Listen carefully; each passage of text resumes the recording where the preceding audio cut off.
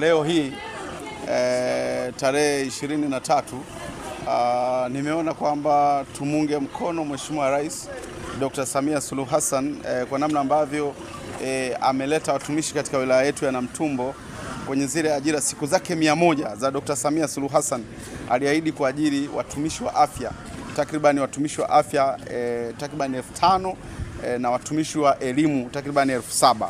Sasa sisi katika wilaya yetu ya Namtumbo tumepokea watumishi takribani 202 na pia kuna ajira zingine ambazo halmashauri nazo wataendelea nazo, wamepewa kibali takribani 13. Kwa hiyo ukijumlisha unapata 215.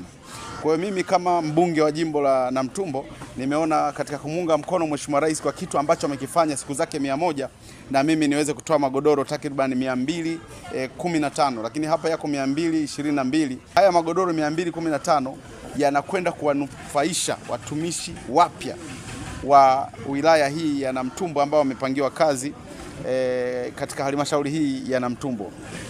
Kama mbunge nimeona kwamba Mheshimiwa Rais amefanya jambo kubwa katika utekelezaji wa ahadi zake ya siku 100, na mimi kama mbunge ambaye tunayemsaidia kazi huku kwenye majimbo niweze kutoa haya magodoro ili watumishi wetu wakaanzie maisha.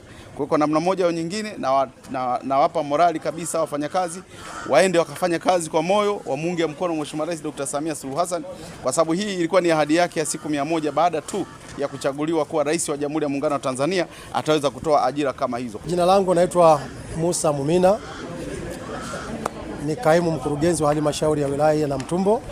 Namtumbo ni nzuri. Ni nzuri kwa maana kwamba kwanza ile kufika tu namna hiyo unapewa godoro. Halikuwa jukumu la mwajiri, halikuwa jukumu la mheshimiwa, ni jukumu la kwao kwa sababu ni watumishi.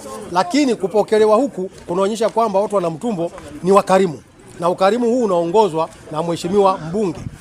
Lakini niwaambie kwamba kwa maana ya shughuli zote za kikazi wako mahali ambapo ni salama, maslahi yote ya kiutumishi yatakwenda kufanyika kama inavyotakiwa kwa kufuata sheria na taratibu zote za kiserikali. Lakini kwa yeyote ambaye amefika hapa kwa maana ya kufanya kazi ya serikali afanye tu vizuri, na atakapohitaji mambo mengine ya kiuchumi yeye mwenyewe binafsi atapata, kama mheshimiwa mbunge alivyotamka kwamba wapewe mashamba.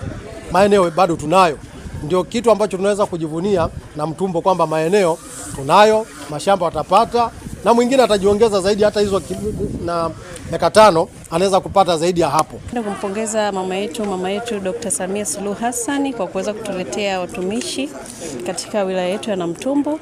Ninampongeza kwa jitihada zake na juhudi zake, Mwenyezi Mungu azidi kumtunza. Lakini pia nipende kumpongeza mheshimiwa mbunge kwa juhudi aliyoionyesha leo kuweza kuwapokea wageni hawa, kwa kuweza kuwakarimu kwa magodoro. Mwenyezi Mungu azidi kumuongezea pale anapopunguza. Lakini pia watumishi na waomba pia watumishi waliopewa nafasi ya kuja wilaya ya Namtumbo waweze kufanya kazi zao kwa neema na baraka, waweze tusonge mbele na kufanikisha katika jimbo letu la Namtumbo tupate maendeleo zaidi. Kwa jina naitwa Dominic Andrew Lusumo. Mimi nimeajiriwa katika kada ya walimu. Cha kwanza nipende kumshukuru mheshimiwa mbunge kwa ajili ya zawadi kubwa aliyotupa.